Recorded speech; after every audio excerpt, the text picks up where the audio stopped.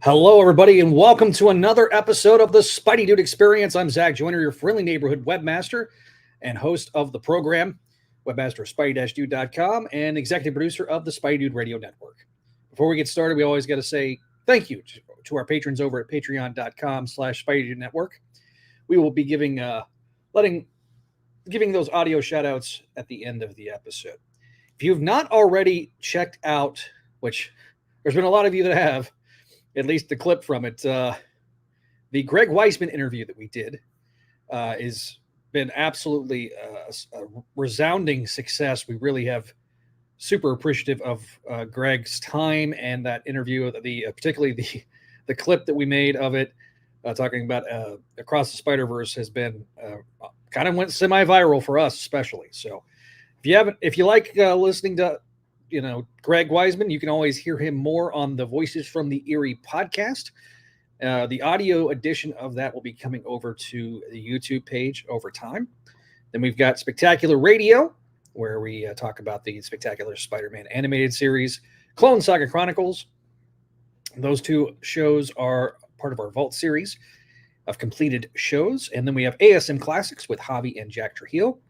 And of course, then we also have the Sal Buscema Era podcast, which also has the podcast within a podcast called Web of Music.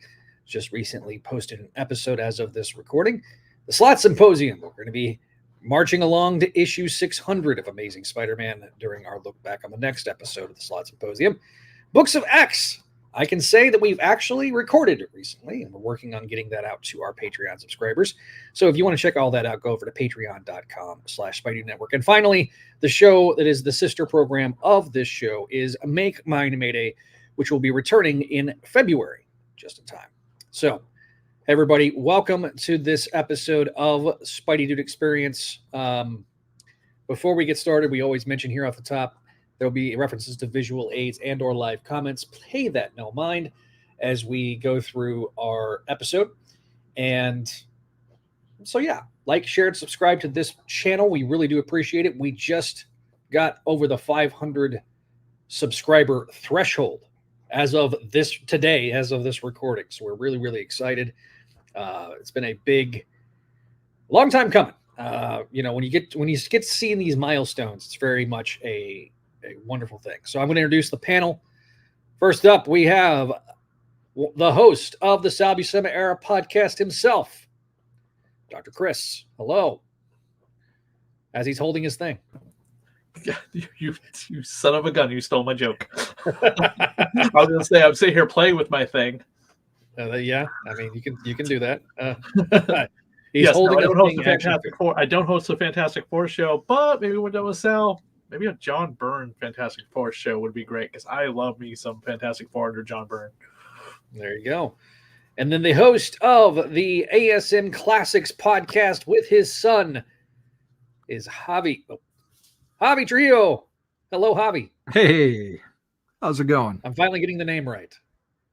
Yeah. It's only taking 20 minutes. Practice makes perfect.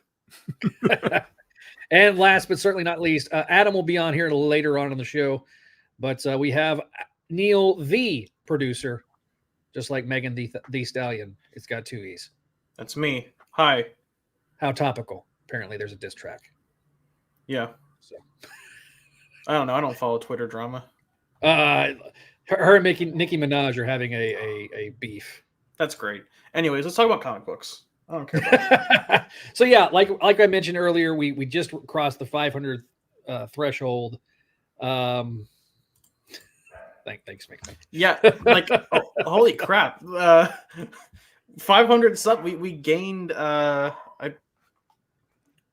We gained 100. We gained 107 subs over the past month. Like half of that, most of that was in the last half of the month. So the last 2 weeks have been crazy. So all of y'all who subbed, thank you very much. Your subscription to our humble channel is very appreciated. Yes. Looking at the analytics just really quickly, the audience side, in the last 7 days, we have gained 78 subscribers, which is crazy. And obviously, we posted the clip of Greg answering the question about Spec Spidey, which elicited a ton of reaction, 15,000 plus views on that particular video by itself, and it's been crazy. So we got Ryan in the house, we got Tebia in the house, we got Venkman in the house. Hello, everybody. So we don't really have a lot of news to talk about. Normally we'd have news and stuff, but do we want to get? I'm kind of avoiding getting into these issues because, well, these issues are not the greatest in the world. And I don't say that with Madam Web is on sale in IMAX. Is that news? Let's go! Go. I'll have Madam Web posters that nobody wants, like my Morbius posters to give away. Oh. Well, okay. When Dakota Johnson, your lead actress, changes her talent agency like a week after the film is done producing, and then goes on SNL to head up the show and goes, "This is what would happen if your boyfriend programmed an AI to make him a movie." Those are like the most damning things to ever happen to a film. I did not see that. And her comment leaked about how she just didn't know how to act in front of a green screen and like just was like yelled at by the director, "Explosion, now jump. Explosion, now jump." On a plus side, the Avatar CGI guys have voted to unionize, so maybe that'll slow down the production Maybe that'll slow down the production pipeline a little bit, give them time to breathe. I just finished the RoboDoc movie, at least season 1 of the RoboDoc TV show, because it's a TV show now. And the amount of time and effort they put into making the physical stuff in RoboCop, the first film, is unbelievable. And I got done with it right after reading about like the Madam Web just gross amount of CGI and just being like, where did we go with Hollywood? Well, Chris, here's the thing: when you can ignore the practical effects and then just outsource it to like a dozen digital VFX studios like a month before the film comes out, who cares? Yeah, it's not a good start for comic book movies this year. Let's just say, I mean, Crisis on Infinite Earths by DC Comics, huge hit. Madam Web, gonna be a box office bomb. Yeah, and I've heard a lot of criticism about that Crisis. Craven's coming out this year, right? Or is that next year? August. No, it's August. And then I think Venom 2 is coming out October, right? December. And then Marvel Studios has Deadpool and we Thunderbolts. Have 3 Sony year. Marvel movies this year? Yes. I think so, yeah. Thunderbolts I don't think is coming out this year. I think they said the only thing coming out is Deadpool 3, an official Marvel Studios film. Okay. And an R-rated, the first R-rated Marvel Studios film too, not counting Echo as a TV show. Well, that's good for them. So yeah, no, I am. I'm looking forward to Deadpool. The fact that Madam Web is coming out on Valentine's Day. Well, I want to point this out. The amount of coincidences that line up are hilarious. So for those of you who don't know, Dakota Johnson was in a little film you might not have heard of called 50 Shades of Grey. And the interesting part is that 50 Shades of Grey also released in theaters on Valentine's Day in 2014. Oh, yeah. So on the 10-year anniversary of the world's first R-rated BDSM film, we are now getting, I guess, the unofficial sequel. That's accurate. Is it? You mentioned that because they posted that picture of like what the different villains look like versus their other films or comic books, and they posted the picture of Dakota Fanning wearing. Oh no, I'm talking about the costumes they're wearing. Right. Yeah. I mean, the costumes are probably the best. Good. Yeah, they look pretty good actually. Sydney Sweeney looks good in that costume. Well, I'm just trying to figure out what the hell they were thinking with putting Dakota Johnson in that costume. It's not a good costume. Oh yeah, that's right. Sweeney is Julia Carpenter, right? Yes. Yeah. Sweeney's Julia Carpenter. I don't know the other two actresses' names. Celeste O'Connor is Maddie Franklin, and I'd have to look whoever is playing Anya. Yeah. So we're gonna get a Spider Girl on screen. 3, which is not 2. Sorry, shit. Because Maddie was never Spider Girl though. She was always Spider Woman. Oh, that's true. And the return of Uncle Ben to the big screen. Well, not confirmed. We don't know if that's true. It'll be hilarious. Like there's a set photo of him with filming a scene with a fortune cookie. And it's gonna be hilarious. So, if that scene is him seeing with great power comes great responsibility in the fortune cookie, and he just bases his entire life philosophy around that single goddamn fortune cookie.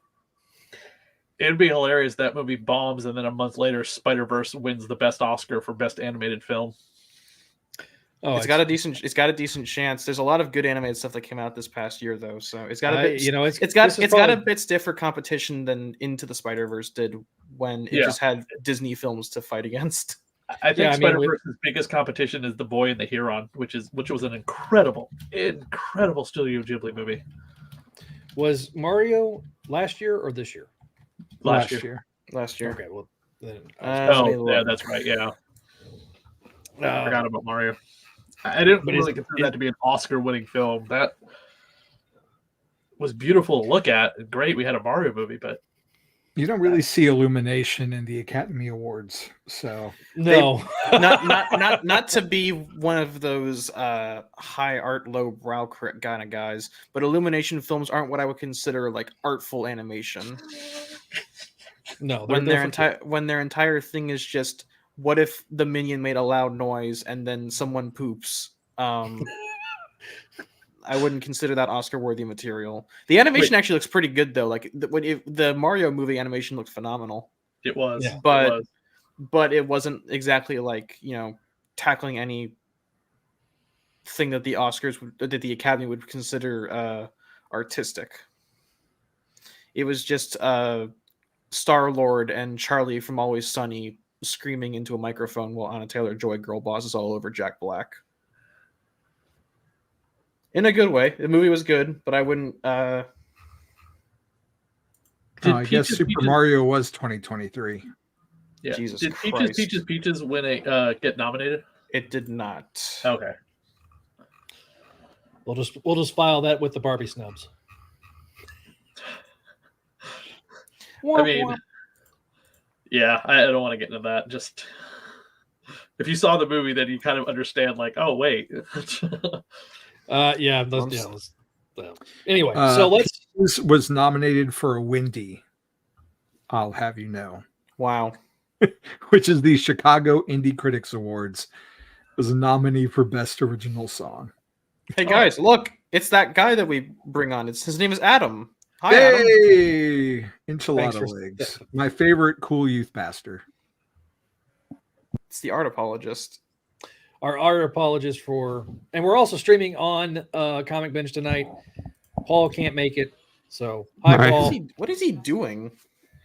He's got some other podcast stuff he's trying to do this week. So I think his wife gave him set limits on him and says you can only do so much podcasting per week. So I don't know. I don't have one of those anymore. Anyway, A wife or a podcast? Zach without limits. Yeah, He's a single swinging man, baby. That sounds like a 90s comic. Without limits. Zach, no limits. No limits, Zachary. He's a lone Texas Ranger. Oh, dude. There's this. So I got an antenna, a high-powered antenna for TV. And there's this Heroes and Icons channel. Oh, yeah. They play Star Trek on there. They play Star Trek on there. They also play Walker, Texas Ranger, and it made me laugh. The original or Jared Padalecki's? Oh, no, original. We're talking Chuck Norris, Roundhouse kick. Yes. And good God. I still remember when Conan would pull a lever and then they would cut to a clip or something of a roundhouse kick or something like that. Yeah. If I have that late night talk show reference correct. Yeah. Disappointed. Oh wait, no, that's that's Conan. That's Fallon. No, that's Kevin. That's Kevin Sorbo as before he went to Christploitation. Yeah, no, that's Kevin Sorbo. That's the Dark Dimension Hercules or something. One of the best plot lines on Hercules, FYI. But yeah, Neil's right about the other stuff of Kevin Sorbo. Listen, he found Jesus. Don't be hating.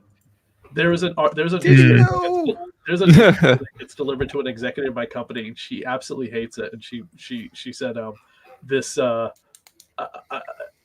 I was like, why don't you just cancel it? She's like, we have tried. And you flip the newspaper over, and it says like the top 25 Republican something and others, whatever, coming in 2024, and the only two celebrities they could stick on there were Hercules and Superman. What's his name? Oh, Dean Cain. Yeah. Well, I think at one point when we run out of Spider-Man movies to talk about, I think we should do a commentary on what? Oh, Cole. That one movie he was? Well, no, not Conan. Cole. Not Cole. Is that one? I was making a joke about Christploitation. I realized, oh wait, there's actually movies we can talk about because they're awful. Yeah, he's in God Is Not Dead, and I watched that, and it's friggin' hilarious. Yeah, Javi brought in a good point. All right, let's get this show on the road here. Yeah, let's talk about Spider-Man on our show called the Spideydude Radio Network. Or Spideydude. Yeah, no. Hey, listen, we were talking Madam Web, and then we kind of went and dovetailed off. It's fine. Did we talk about 500 subscribers, or we did? We did talk about the 500 subs. Yeah, if you'd been here on time, there, Adam, you'd have known. But just kidding. I mean, I gotta eat, man. But it was man's got to do what a man's got to do. Oh, he was 2 hours. That's Chris O'Donnell. I mean, the only thing we're missing is somebody in the Mountain Time Zone, and we cover all 4 time zones right now between Adam, Chris, and Javi, Neil, and I are all in the Central Time Zone, but we're just missing a Mountain Time Zone guy. Anyway, so let's talk about issue 40. I mean, we've avoided talking about it long enough, I suppose. Also, I do want to mention here, today is the final cutoff. Go on Amazon, pre-order issue 1 of Spectacular Spider-Man. The cutoff is today, the 31st. So, all right, Zach, I'm going to time you, and we are going to talk about the gang war of ASM number 40. Okay. We're not gonna do tie-ins because really the only thing you need to care about is that Luke Cage is in a Pacific Rim robot. Dude, that is awesome. Don't even. But what we're gonna do is I'm gonna time you, Zach, and we're going to see how fast you can recap each issue. Okay, so we have the opening with Allison Gill being saluted by Marvel. We have in the West Village. We have Digger and the Rose's men with the lumpy-faced dude. And then we have one of if you've seen that splash page, you can look at the dude that has the gun that's suspiciously pointing towards his crotch. Anyway, nobody holds the gun that way. So we have our data pages. We then go to the Meatpacking District where we have the Tracksuit Mafia fighting with Tombstone. Meanwhile, Spider-Man appears because it's been now 5 pages and Spider-Man has not appeared in it. He gets a fastball special by She-Hulk. They have a subsequent fight. The heroes and quasi-villain wins. We then cut to downtown where we have Madame Mask talking with Hammerhead, who has just been beat to hell.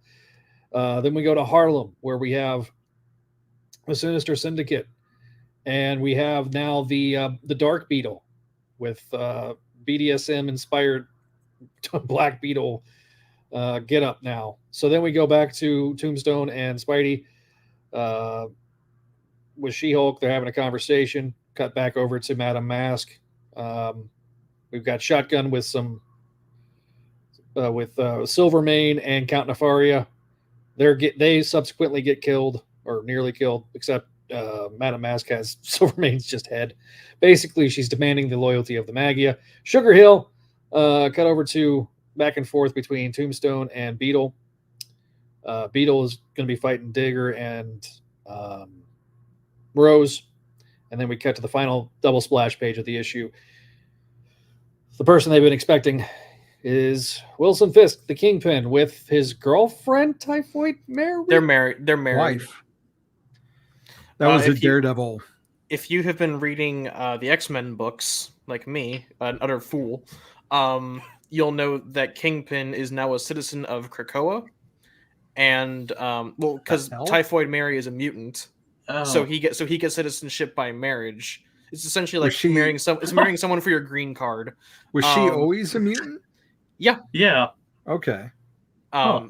But yeah, through his marriage to Typhoid Mary, Wilson Fisk got his green card marriage and diplomatic immunity, and then when Krakoa fell, he escaped the massacre by Nimrod when he Titanfalled into the Hellfire Gala, and now he's been helping Iron Man, I guess, resist Orcus, and I guess he's here now because he's scary.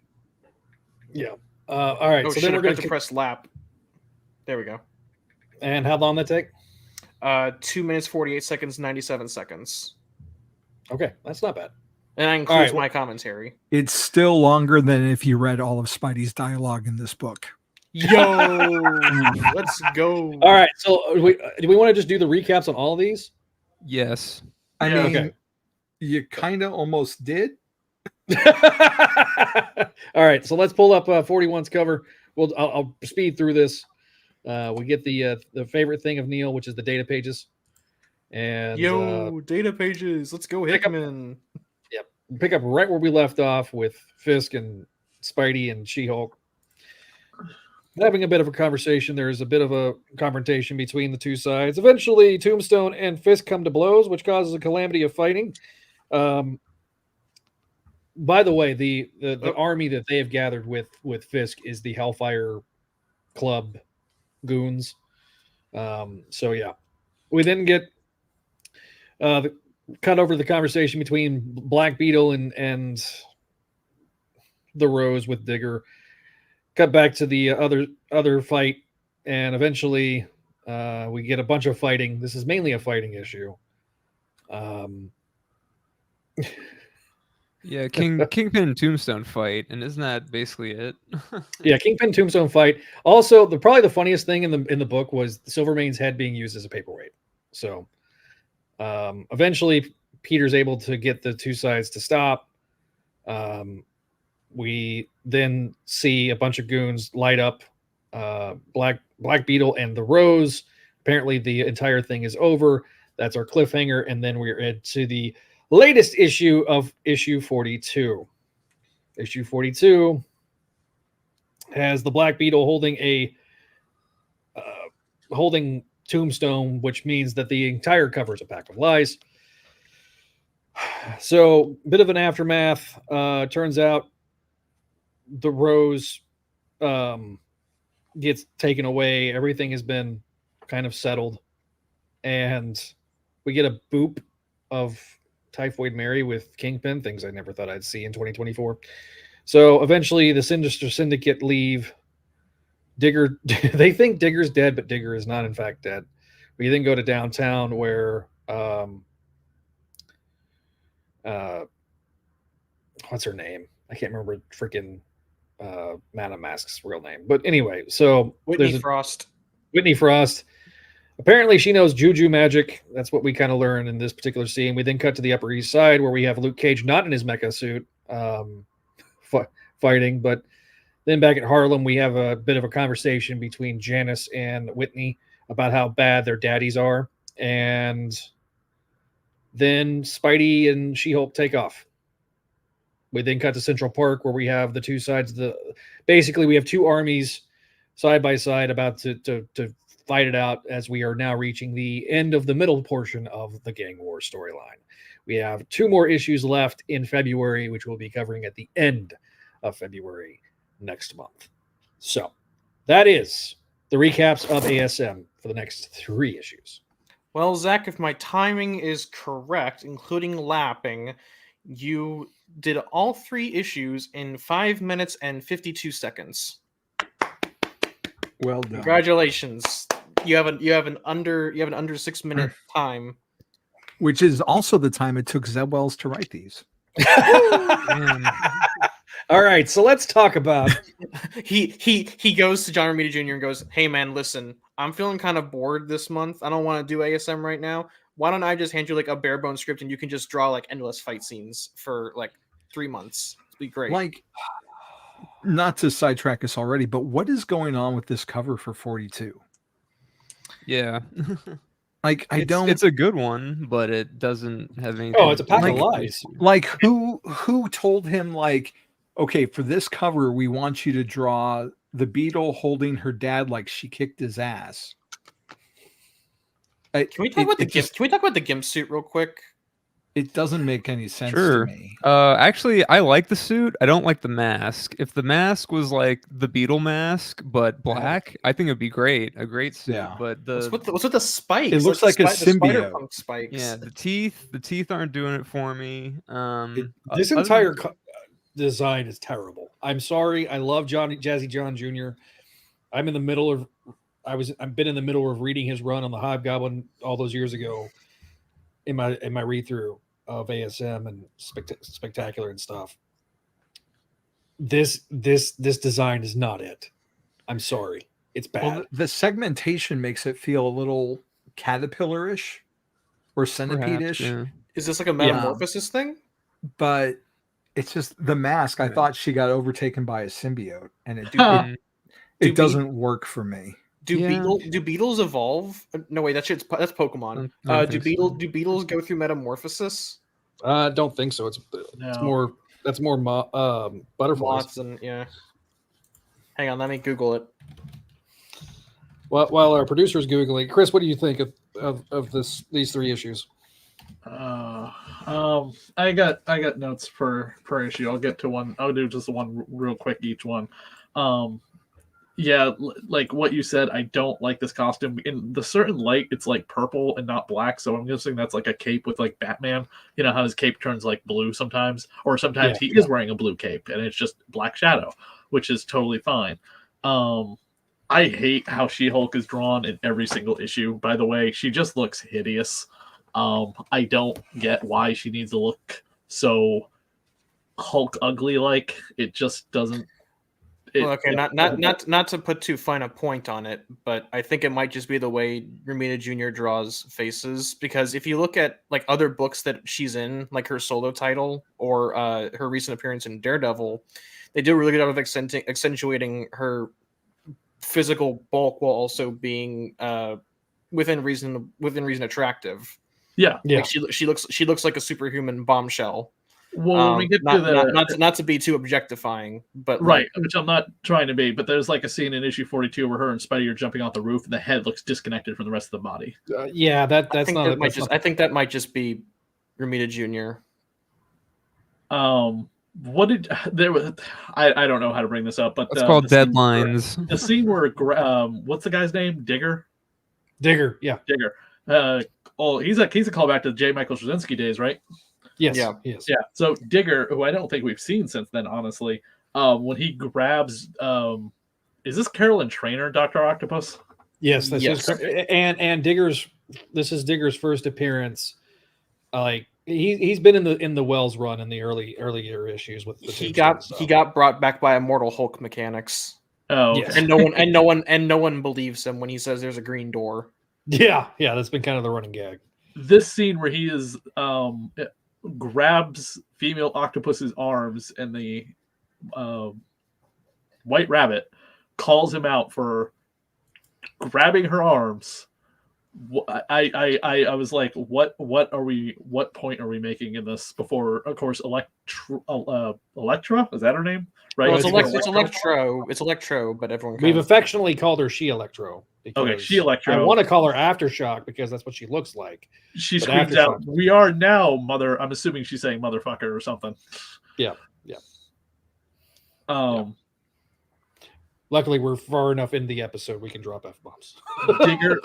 Digger grabbing a woman's arms. I'm assuming there's some type of analogy for like Digger grabbing a woman inappropriately. That's why White Rabbit's like yelling, screaming at him.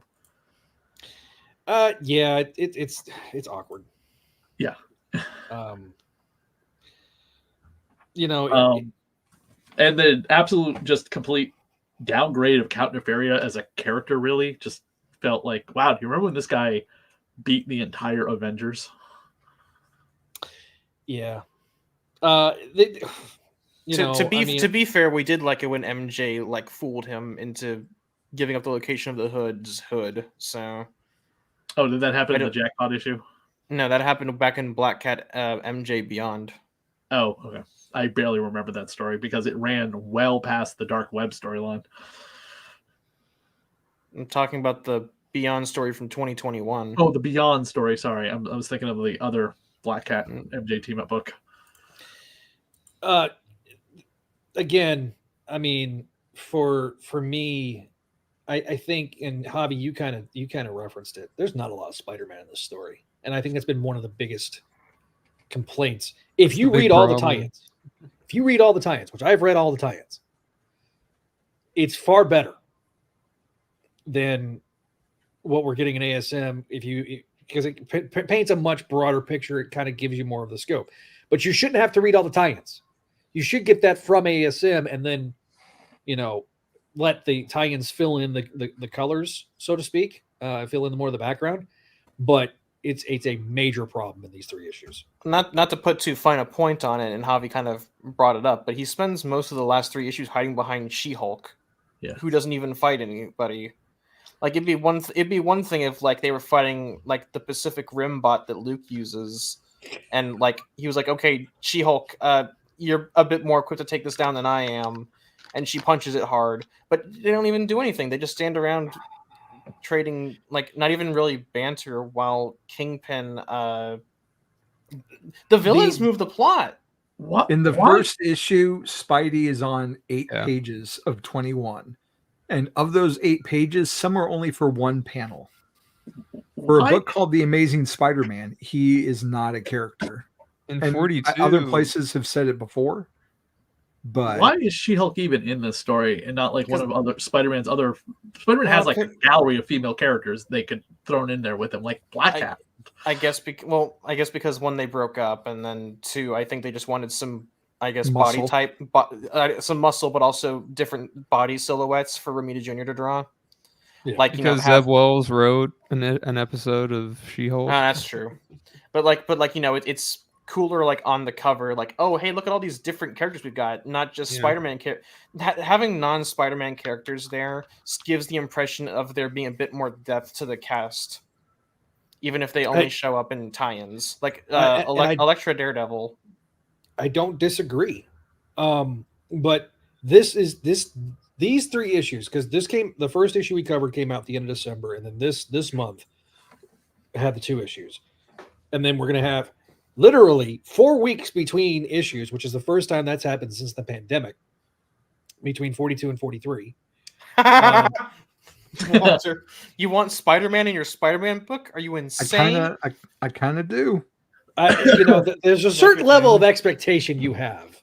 If you're paying, what is it now, $4.99 per issue? Yeah. If you're paying $4.99 an issue, I sort of have an expectation of like a certain page threshold that Spider-Man appears on. Can we get at least half and not like a quarter? Or just standing there. Can I go on a rant? Do we have time for that? I mean, we got plenty of time. As someone who is the deep breath for the YouTube apology. as someone who has. I made a marker I made a marker so I could crop this out. Hobby's rant. Let's go. As someone who has defended a lot of the first year of Wells's run, let's wait, let's see where it goes. Give him time to tell his story. When it's all done, and we look back, like we'll see, what was happening and going on, and the grand vision. I'm not there anymore. I'm bored of this book. I'm tired of this book. I don't care about this book anymore. And if you want to just look at Marvel in general, like a lot of the stories from the last few years, it's like Inferno Part 2 and Gang War Civil War 5. Like everything they're just regurgitating old storylines and old summer events and trying to put a fresh spin on it, but it's not capturing any of the magic for me. There was nothing in this that screams Spider-Man to me. Sure, we had Tombstone, lay the groundwork in the first story arc. But like the whole Tombstone Robbie thing has fallen by the wayside by this point. Yeah. We don't really feel or see that Peter cares about Randy being hospitalized for all the stuff that he has gone through with we found out what happened, what did Peter really do, and having Norman sins, like that's a big thing. Like that's some good character stuff that we should be exploring in Amazing Spider-Man. Like that was how many issues ago, and we haven't seen any fallout of that. Like how are he and MJ coping with what he did? Everything's fine if you go by the jackpot issue. You know, there's nothing Peter Parker about this. And Spider-Man, every fourth page may tell a one-liner. And that's it. Like he's inconsequential. He doesn't do anything in these stories that makes an impact. And it's frustrating. Like I don't know. I was just burnt out, I guess, on Spider-Man. And then thankfully we had Ultimate Comics come out. And that was amazing. And I'm super stoked to be reading Spider-Man, available in March. Thank you, Greg Weisman. But like this amazing book is for something that I was excited to get to, like this storyline, it is just falling flat. Like the art is, great. I love the art. Yeah. But the storytelling is just bringing this down. And there's the fine points that we can get into. And what does work. And I know there are people like Peter Vera who are actually that are enjoying the storyline, and that's awesome. But I from my point of view, like this isn't good Spider-Man. It's barely Spider-Man to begin with. And if you compare it to the original Gang War, like I told you guys on our text thread, like there was stuff going on with Peter. There was stuff with his personal life that was interfering and vice versa. And none of that is happening here. Like we should be dealing with the last few, issues and events. And instead it's just, we're just going on like nothing happened, like nothing matters. And that's where I feel like frustrated with this title right now. Well, and you pointed this out with the Peter MJ stuff. Can we talk about the fact that Peter did like an act of terrorism in the Holland Tunnel and has faced like zero consequences for it? Yeah, there are no repercussions. And Spider-Man used to be about repercussions. His first issue was about repercussions. None of that is going on here. Did they just say Lamau Eddie did it? It would have been a great thing for the "What did Peter do?" hook, I honestly think the Peter Sin story should have been what happened in the Sin storyline. That would have been like an actually like decent, like Peter actually did something bad. Yeah. In the What Did Peter Do arc, Peter just, I guess, stole from the Fantastic Four. Oh no. So let me point something out here too. I've often said over the last almost 20 years of podcasting that modern Marvel, the plot drives the characters. The characters don't drive the plot. And it kind of dovetails off what you're saying, Avi. Spidey has always been semi-reactionary to the plots over his history, especially when I'm going back and reading older stuff. But there has not been not a single, in these 3 issues, there is not a single page of Peter Parker. Nope. That's a problem. The decompression of this story. It's been an issue with Zeb Wells throughout most of this run. You kind of hit the nail on the head when I did the first recap. And you said, well, you kind of recapped all three books because Peter does nothing. He is reacting. The driving force of this book is Tombstone, is Janice. This is a Janice story. If they had built each other, if they had built Spider-Man, if they had built a gang war as like a Beatles story, I don't think we would have been this upset about it. But because they built it as like Spider-Man is being proactive for once and he's bringing all of his amazing friends to the fight club, we were like, oh, hey, that's kind of a growth for Peter as a character. But no, he's just hiding behind She-Hulk while Tombstone and Kingpin move the plot along. I guess Madam Mask and Beetle, but they're kind of like ancillary characters at this point. With it being look, the ancillary character shouldn't be the star of the book. That's the bottom line here. And look, I don't want to dog on books. When we started this show, Neil, Javi, Adam, you were all there. I made it a point to say, I don't want to be grossly negative, but it is hard to be positive about this story. When the tie-ins offer a better representation of Spider-Man, when I get more Spider-Man in the pages of Jackpot than I got in these 3 issues combined. Don't push your luck on the Jackpot bit. But no, but my point is, thank you, Andrew. With thank you, Andrew. Thank you, Andrew.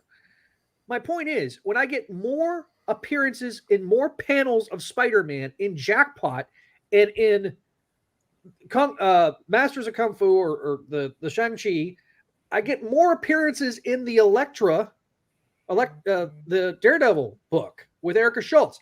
I'm getting more Spidey in the tie-ins than I'm getting in his ASM book. That's a problem. And I pointed this out in the comments on another show, High Crawl Space. But this event, more so even than Dark Web, is clearly written for the omnibus.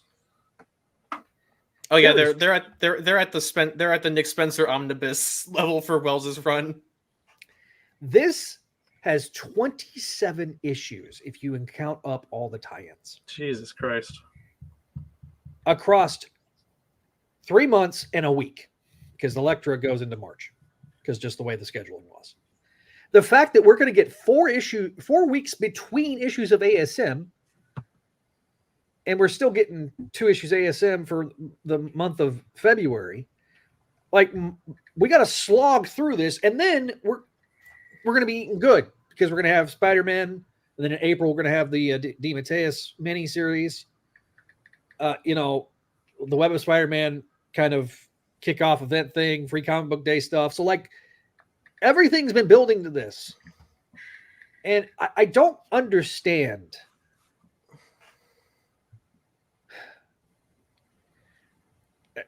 You would think that we could get the pacing right. Well, and Zach, real quick, you touched upon something that I kind of want to pile on with. Sure. Back when I was on another show, High Crawl Space, I did an essay talking about how, with some exceptions, MJ isn't really a character anymore. She's a prop for Peter to either have as arm candy or to pine over. And in the same vein, I don't think Peter's really a character anymore either. And with the exception of like maybe Spencer's run, but even then he's kind of more of Spencer's avatar for fixing things that he thinks need to be fixed. I don't think there are any main characters in this book. Like we talked about how Beetle is an ancillary character who's supposed to be the main character, but is anything really even going on with her? Like, she doesn't have. Randy is the one. Randy is the one with the personal arc right now. His wedding falling apart. And, worried about how his dad's going to react to who he's in love with. Like, he has a personal story going on. Peter hasn't had one. Was there even really Peter in the Rec Rap arc? No. Well, there was a page where Norman said, "Stop breaking shit in my building," and then he ran away. Now, granted, there was also Peter running to the apartment and finding out that Randy had been kidnapped and stuff. I mean, but that's like a segue in the PS4 Spider-Man game. That's not an actual thing. That's just a transition in the subway. Yeah. Again, Peter Parker is not driving this plot. Spider-Man is, and that has been a profound mistake that we've seen with Spider-Man in general for the last 5 or 6 years. Because even during the Spencer run, I don't even feel like he's driving the plot though in the last 2 issues. Oh, he's not. He's just there. He's just there witnessing the plot. No, yeah. Yep. Like I made a joke that like there's no main character, but who's like you can argue that Tombstone and Kingpin and Janice are driving the plot, but they're not doing anything proactive either. Things are just happening to them too. Madame Mask doesn't do anything proactive to move the plot along. The entire issue is killing time. Like that whole issue is a waste. The entire issue is just characters standing around and talking, and not even about anything of substance. to move the plot along. It's really just things happening the way the writer needs them to get to their grand finale that's not even earned at all. I talked about this way more than I wanted to. I was even supposed to be talking tonight, but now I hear I know. It's like, then why are you here? Why are you here if you're not going to talk about it? I'm here to press the button and make Zach's show look pretty. Yeah. Press the button, Frank. Pull the lever, Gronk. Wrong lever. Send him the movie, Frank. Chris, you got some more notes. I know you kind of touched upon a few of them. Anything that we haven't touched upon already? I have. I'm honestly just going to repeat what you said. I said this over a year ago on Twitter, and someone came down on me really hard, and I was like, what is there to be happy about when everything about what is happening in Spider-Man is just unhappy and miserable? And I said this to Zach even in private chat, that I feel bad as a Spider-Man fan that I look forward to Superman's book coming out now more than anything else with Williamson on it. That's a good book. Spider-Man. I'm dragging and kicking and screaming myself into the comic store to pick up Spider-Man. Amazing Spider-Man. I hope that doesn't happen with Spectacular. I'm hoping Spectacular is going to be like a thing that's going to make me go, oh my God, I can't wait till the next issue. But this is like kicking and screaming to get to a doctor's visit that I don't want to go to. But we're like, and again, I know I'm comparing this to Superman, but that is a book every single month that I'm just like, Jesus Christ, I can't wait till the next issue. You know, even this very silly Western story they just did, it was still a lot of fun. And I have not found fun in Spider-Man. Every time I'm thinking, oh, new storyline, Dark Web. They're going to get the schism crap out of the way and finally fix Ben. No, that didn't happen. Oh, we're finally going to get what Peter did. No, that upset the entire fan base even more. The debacle with Miss Marvel, which she shows up in Miles's book, which is hilarious. And he even points out, you died in Peter's book, but not mine. Like, ha ha ha. She's like, die, ha ha ha. They make notes. It's honestly funny that Miles has gotten more mileage out of the gang war stuff than Peter has. Like, Miles is actually like doing something in his title. Like, he's reacting to like, oh my God, Miss Marvel, you're back. One of my best friends. You're back. I missed you. Oh, hey, here's my gloop friend Shift.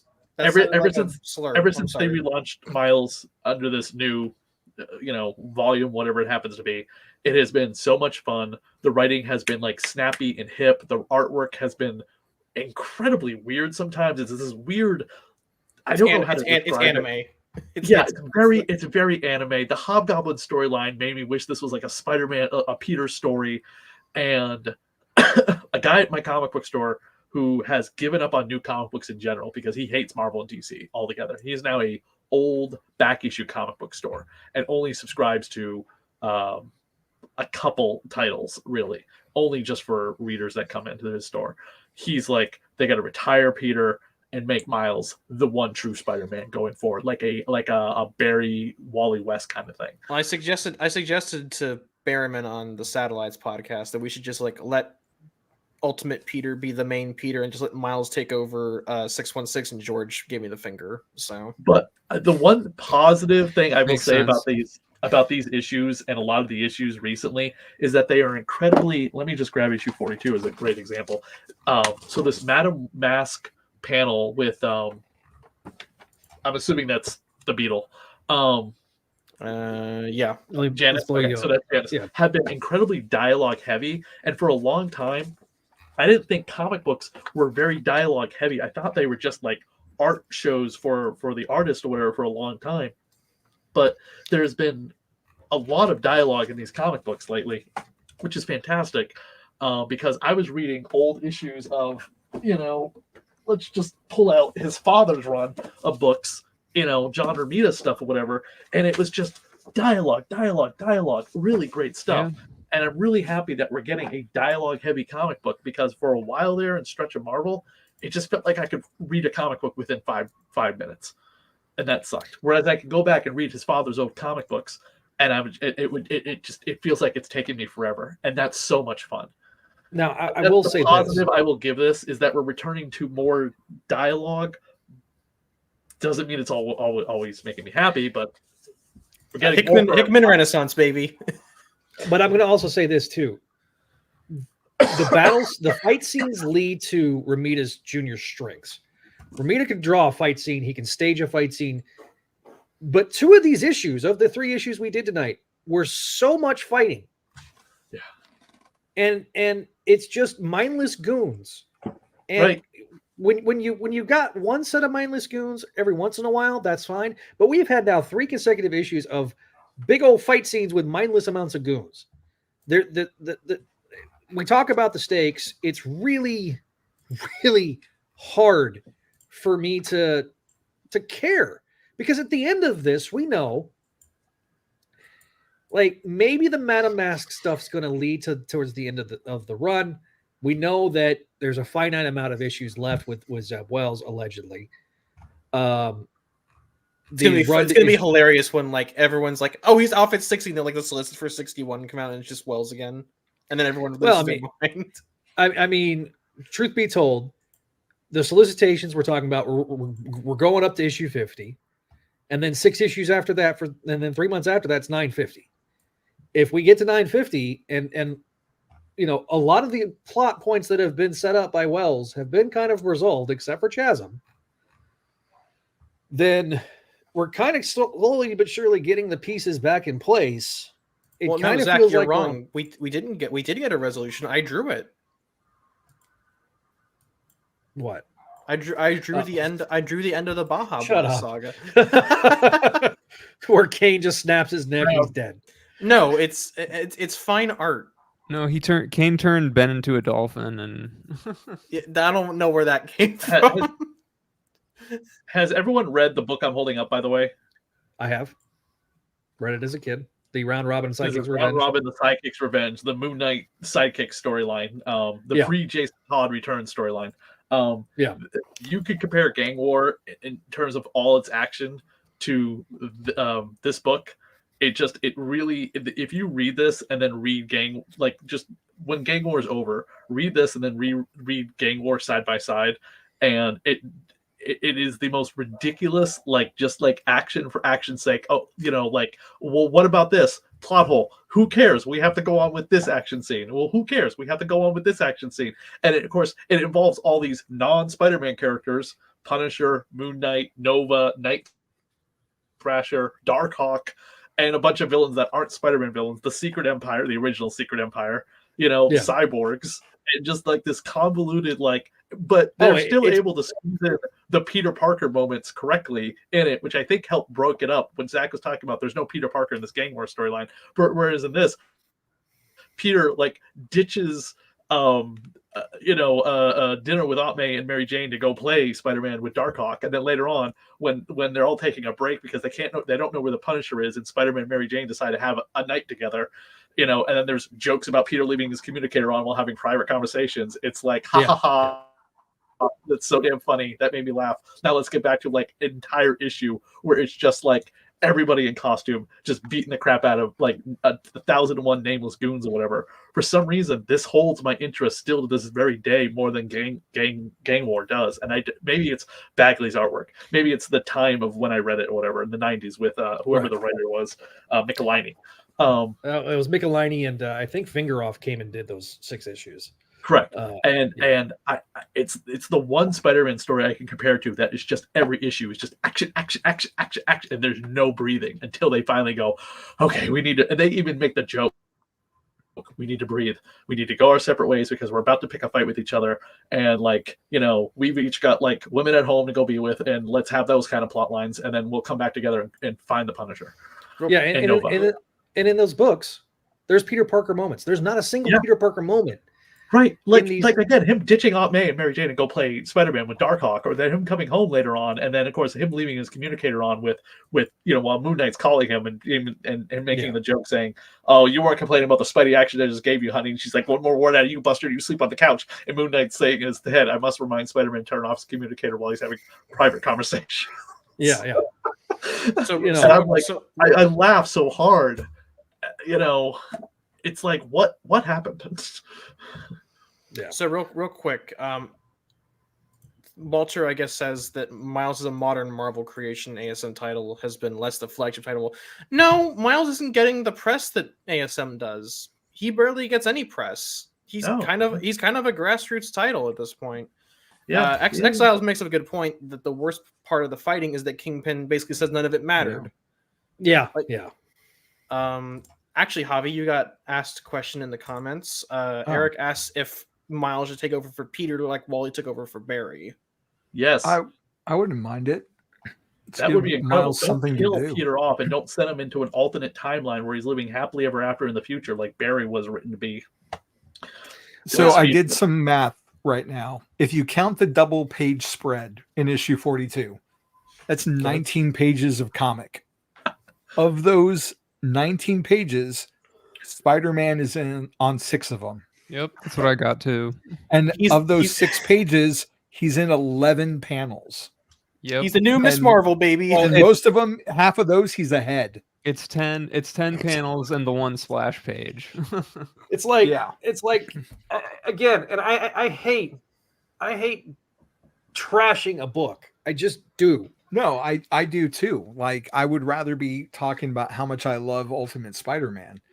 Right. You know, which, by the way, you'll have the video that you made that I tried putting up on during the stream will be up on Friday, so everybody can. I already took care of it. I already told you. I know. I'm telling the audience, Neil. letting them know. I don't think anyone wants to trash a book, but your feelings are your feelings. If you don't like it and it's that bad, and the comments everywhere are that bad, with the exception of people going, well, why is the book still selling? Because it's Spider-Man. It's going to sell. It's like Wonder Woman's going to sell despite her stories always being crappy, or Superman's stories always being crappy. Well, They're yeah, going to sell. But It's our mission statement going in, though, was not to needlessly trash it. And I feel like, going in without something positive to say, I guess, feels kind of contrary to that mission statement. I think as a comic book, it's okay. As an Amazing Spider-Man book, it doesn't cut the mustard. It reminds a visual showcase, it's beautiful looking. Yes. It reminds me a lot of like a Bendis comic, where it's just like very little character dialogue or any plot, and it's just like endless double page spreads of David Marquez splooging all over the page like a god, and then something kind of comes together at the last minute to resemble a plot. It's all sizzling. All that is the Ultimate Spider-Man Symbiote War. Do you remember that? The Gwen Carnage, Gwen Stacy, and Eddie Brock eating people every 5 minutes. Yeah, I remember it, but I don't care. The ending the ending was what you were just referring to, Neil. Like in terms of like how Bendis would write it. I'm thinking of I'm thinking of a more modern example in Civil War 2, where most of it is just like the heroes slapping each other and being fools for like 80% of the story. Right. And again, like I've said it before. I do like Janice and Tombstone being a part of this title, but what I want is them not to be leading the title. I was joking that Peter's getting Kamala Khan in his own book, but I'm not an incorrect statement. He's only been 11 panels of 4 issues. Again, that goes into this writing for the event, because now we have to do an event every year. It's like the next one being vampires. Well, looking forward to that one. Actually, I'm looking forward to McKay and Laraz doing. That's yeah. Especially if you're bringing New Avengers and Blade. The last few years, New Avengers, Avengers and Blade. What were you saying? They've been building that story for quite some time. But we spend 9 months out of the year with dealing with basically building towards the other event, and it's like, man, like I had this sense of dread whenever we got the solicitations for this thing, and I'm like, oh god, this does not look. I'm kind of scared, and every bit of my fears about how this was going to be written have been kind of, validated. And I do wish that Paul were here, because I'm sure Paul would be, spinning it to where it's sunshine and rainbows, because that's what Paul does. But it's hard. It's real hard for me to go, okay, things I do like. I do like the Janice scenes. I do like the yin and the yang of her and Whitney kind of comparing notes about how awful it was for them to be raised by their dads. Again, does that need to be the lead in a ASM book? No. But I think it's a good character building arc. If Janice is going to be surviving this as the new queenpin of crime, then cool. It might be a little worth it. But outside of that, I think it'd be funnier if the Bumbler were the kingpin. I mean, look, I've liked what we've seen with like Digger and stuff like that. The street level stuff has been fine, but this is just so much needless fluff. Javi brother, back me up. Don't you want our guy, the Bumbler, to be the new kingpin of crime? I mean, he would impress everyone and stop all fighting with his bomb-ass cake. Yeah, let's go. So let's do it. I just checked in with Paul, and he would give this a B-. That's reasonable. He likes it. And just to kind of go off what we were saying earlier, like if this was Gang War, a mini-series event, like not issues of Amazing Spider-Man, but just its own book, right? Like Infinite Crisis or something. Mm-hmm. I think I would feel a little more kinder towards it. Yeah, because the villain stuff is kind of interesting. Everyone's all backstabbing each other. The problem is that the villains are the main character, and we want Spider-Man to be the main character. Yeah. I think if this was Gang War, the last Gang War was a miniseries. It was like an Amazing Spider-Man 0.5 something. I think if they compressed these 3 issues into like one, or made it like a tentpole event book instead of like ASM being the tentpole book, we wouldn't be having these problems. But the problem is that it is Amazing Spider-Man, and not only has the plot not really progressed that much since everyone went to their own tie-ins, but it just feels like nothing is being accomplished. Why am I spending $4.99 a month for nothing to happen aside from just looking at pretty JR pictures and like a bit of character development for Beetle and Madame Mask? And I'm going to say this too, because I've listened to other shows talk about these books, and pretty much universally, it's been the exact same thing. The fact is there's not enough Spider-Man in a Spider-Man book. That's a problem. And to me, ASM should be through Peter's perspective of showing how this is affecting his world. When was the last time Peter had an internal monologue box? Too long. Not in this arc, I don't think. Yeah. Maybe wrong. The special that came out first. Oh yeah, First Strike. Yeah, First Strike. Yeah, I mean there, and then you also had. I remember the internal monologuing with the sins of Peter Parker. Again, yeah, that was good. We enjoyed those books. But we have to completely stop the plot to do this event, and then we're gonna have to pick up. And literally not like I haven't looked at the solicitations for what comes after, but in March, I mean, it's kind of like just sort of dealing with the fallout. There's a lot of things that should be like a focus on here on the Peter Parker side, but then we're all building towards April when we have the Web of Spider-Man thing, and then we're building towards the rest of the year with Web of Spider-Man one shot, and then we got Ben and Kane fighting Ben and Kane fighting in the parking lot of a Taco Bell to bring him back to normal. But then you also got, Chasm coming back to the book. Okay, fine. We're finally addressing this. Cool. Now, wasn't he still in the limbo box? Yeah, he's still in the limbo box. Yeah. All Hallows Eve's miniseries or one shots. She tried to break him out and it failed. The annual. I'm sorry, the annual. And then Maddie banned her from the embassy, and then do that. Hi, Brian. Hi, Brian. Brian is correct. Brian's also speaking to Javi in Spanish. That I got that. I have that Madeline Pryor figure is impossible to find. You can pre-order it now too. The one that's coming out for the X-Men 97 cartoon series, which I'm shocked they're doing Madeline Pryor as the X-Men 97.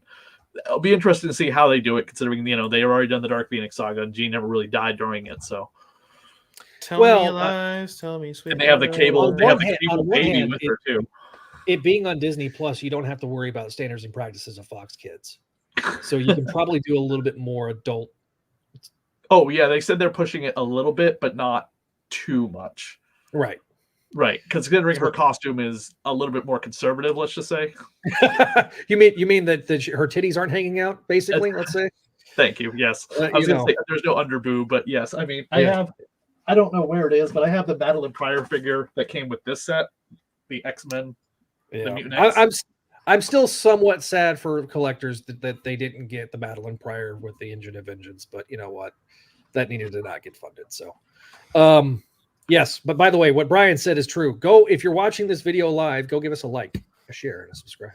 Well, and Radiac, kind of to go back to our comments about like Miles and like his place in Peter's supporting character roster, and he doesn't want Peter to be replaced, and he wants Miles to have a Nightwing moment. I get it in concept. The problem is that every time they try to give Miles a new identity, it either is really condescending and treats him like a child, or it's just kind of racist by accident. I also want to say this too. I'm really interested to see how Weisman develops the friendship between Miles and Peter. Yeah. And I think that is an important element that has not been explored yet. And I think that's going to be a lot of fun. And I'm not saying this because I'm biased towards Greg Weisman. I am biased towards Greg Weisman. I didn't get that. Could you try again? Shut up, Siri. Isn't the villain of that story going to be the Jackal? Yeah, it's going to be the Jackal. So Zach's getting everything he wants. Oh, dude, listen, baby. I'm so looking forward to Zach, I don't know. I'm sure you guys talked about it. Did you love the Jackal creeping on the Spider-Gwen of the other universe? Like our version of the Jackal going after her? Was that because that was a storyline? There's certain elements of the Clone Saga I don't necessarily love. The creepy, grandpa lusting after a college girl is a little bad. It's probably my least favorite element of the Clone Saga, but I'm not gonna lie, I was bemused by it because at least that they kind of acknowledged that it's creepy.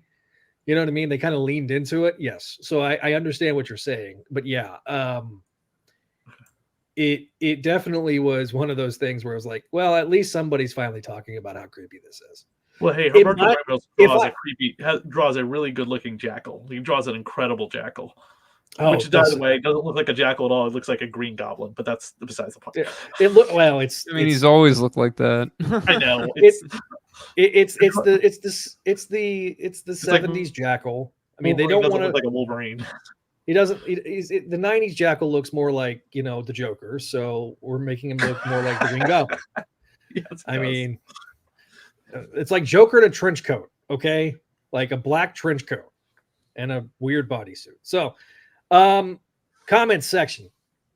Give us your final thoughts, and then we'll go around the horn and we'll have everybody give their final thoughts. Because I think we've kind of talked this out as much as we can.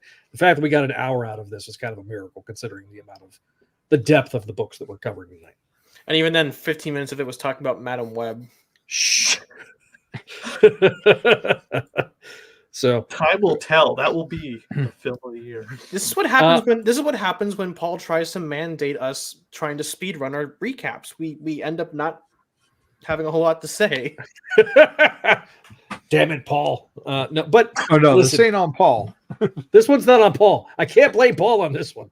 Now I could have gone through the tie-ins. And we could do the 1 minute take on the tie.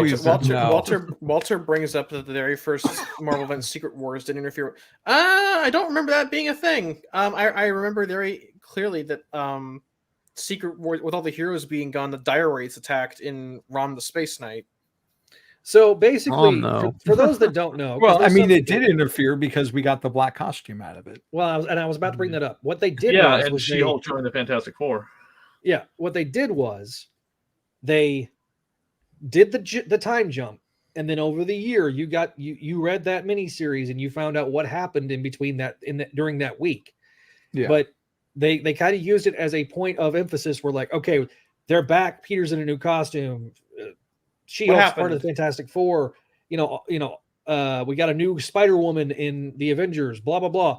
And then you slowly learn that thing. So yes, the event was the tie-in, right? But they said, okay, we're going to do all this new stuff, but then we're going to move forward, and then you'll fill in the gaps that way. So I understand what you're saying, but that's also Jim Shooter was also much more about getting the trains out on time, making sure the stories were done well. This is the man who sent a memo that said, "Please write good comics from now on." You had Mark Grinwald as you know, the number 2. DeFalco was the soul. Yeah, you know, I mean, I genuinely, if Mark Grinwald was still alive, I don't know if we would have had some of the stuff that happened with Harris. I think Harris would have probably deferred to him a little bit more. Or he probably would have ended up as the editor-in-chief, even though he did not want that title. I think he probably would have been forced those who do not seek power are the most qualified. It is thrust upon them in the darkest hour. Well, and Grinwald never wanted the job, because I think they tried to give it to him whenever DeFalco got the job. DeFalco was like, I guess I'll take the job. And for more information on Mark Grinwald, look for the pilot of my TV show sometime this year about Mark Grinwald. I was about to set you up on that. Second episode currently being edited about Denny O'Neil with Michael Uslan on it. So there you go. So, okay. We got Gary asked, how much longer do you think Wells will be on the book? I think he's at about the rumor is that he's on until issue 60. I think that's a decent time for him to leave, since he's got all of his plot points resolved. I mean, we're at 42 right now. Yeah. So that's another 16 issues. So about 8 months. Basically, just in time for the next event. Yeah, and don't forget we have 2 50th anniversary issues coming up, with them at 936 and 42. Yeah, so but you know, they've been starting these events in December. So you do a big event to kick off this new run. You know what I mean? Like, if issue 60 is the end of his run, then, but again, that's purely speculative. Brian says to Adam that whenever he looks over your shoulder, it reminds him of his high school locker. That's fair. We need to send Adam some more pizzazz to put on his walls. Some Riz. Wait, no, that's Riz. Exile says the book is just boring. I'm not trying to compare, but the fact that USM had I do kind of agree. But the fact that Ultimate Spider-Man had absolutely no Spider-Man and was still more entertaining than his ASM speaks volumes, honestly. I do kind of agree that the book is boring, unfortunately. Eric Porter says, love me some Grinwald stories, and I've heard nothing but nice things about him. Truly cared about Marvel Comics. This is why he made and would still make a great editor-in-chief, yes. Yeah, Eric, his widow, Catherine, who's a friend of mine, is nothing but waxes poetically about him, as well as Mike Carlin and his artist on Squadron Supreme. So trust me, it is a 100% fluff piece, because there's nothing negative to say about Mark Grinwald, ever. He was the saint of Marvel. I'll also put it up on the screen. Al Milgram wrote that guest wrote that out round robin. He also did a really lengthy run on Spectacular Spider-Man that I didn't realize he was writing. Didn't too. he do Deadly Foes? Yes, he did do Deadly Foes. Yeah, he created the answer, and that's like his pet character. That's why it's Deadly Foes. Is the answer like the equivalent to the question? So I kind of want to make this a separate episode at one point, but instead of just waiting until Wells leaves, I kind of want to talk about in another episode what comes after him, like where we want the story to go. Like, aside from just like bring back the marriage, like the easy stuff, like get into the nitty-gritty of like where the character and his supporting cast should go. I think let's actually get a supporting cast. That's number one. Peter doesn't have a supporting cast anymore. Oh yeah, Flash is off killing symbiotes. Liz is a symbiote. You got Liz Allen as a symbiote. Flash Thompson has a symbiote. Mary Jane has powers. Her Omnitrix powers from Ben 10. Right. Randy is in a coma. So, he's off. Poor guy. We done killed off Fred, so Fred can't be a part of the supporting cast. Robbie's barely around, other than to like have a bit of banter with Ronnie. Jonah's a Silk character now. Jonah, where the freaking hell is Jonah Silk during all gets a this? book once a year. In limbo until the next Silk book drops in another 2 years. Aunt Again, May has barely been in this run. we haven't seen Aunt May, the Feast Center, any of those things. Like there is a lot that you can mine. And Hey, what's Carly Cooper up to? Who knows? Who freaking knows? Does anyone remember? Oh yeah, the last time we saw Carly, she was still in Harry's weird green Gobbo closet. Oh right. Does anyone remember they set up that plot line of Peter being the science guy for the Daily Bugle and him having to go back to college working for? They dropped that. That's over. That went nowhere. Yeah, well, it was going somewhere, but they decided to nuke Peter and put him in the hospital, and then this happened. They put him in the microwave. But I read all that. I just didn't remember what they did with that whole go back to college. Where's Kurt? They did a time skip and dropped it, like the wedding ring. What's up with Lizard? What's Lizard Boy doing? What's Lizard doing? I mean, there's so much that you can mine from what's already been made up and established that has been dropped for whatever reason, whether it be Spencer or Wells or whoever, or the brain trust of Beyond or whatever they called themselves. Betty's supposed to be having a baby sometime. She's already soon? had. Well, she already had it. She already had it. Yeah, that's the problem. Is that her entire thing now is just, here's my baby. Shashan's showing up. Shashan is showing up. The Ned Leeds clone, isn't he still being captive by Kingsley? He got arrested as a fall guy for Gabi Mommy. Yeah, he got. Yeah. Oh, okay. Gabi Mommy. What the hell's Gabi Mommy? Like, she's coming back probably. Oh, she got taken out in the. Oh wait, no, she ran away at the end of the Sins arc. As a vampire fan, where's Nocturne? That's who I want to see. I want to see Nocturne brought back. Jeez, where's my boy Nightwatch? Dude, come on, think about it. Nocturne.